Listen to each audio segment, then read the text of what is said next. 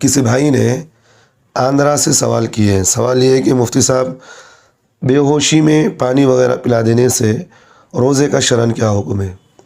دیکھیں بھائی، اگر کوئی آدمی روزہ رکھا ہوا تھا رمضان کا یا کوئی اور روزہ رکھا ہوا تھا، تو اس آدمی کو وہ آدمی بے ہوش پڑ جانے کی وجہ سے روزہ تو اس کا نہیں ٹوٹتا۔ البتہ اگر کسی نے اس آدمی کو، روزے دار کو، بے ہوش پڑنے کی وجہ سے پانی وغیرہ کچھ بھی پلا دیا، کھلا دیا، تو پھر اس کا روزہ ٹوٹ جائے گا۔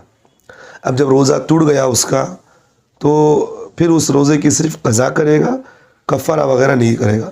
یعنی کہ اگر رمضان کا روزہ ہے تو اس روزے کی ایک ٹوٹنے کی وجہ سے صرف ایک روزہ رکھے غیر رمضان میں، اور پھر اس روزے کے توڑنے کی وجہ سے قضا کفارہ وغیرہ ضرورت نہیں ہے۔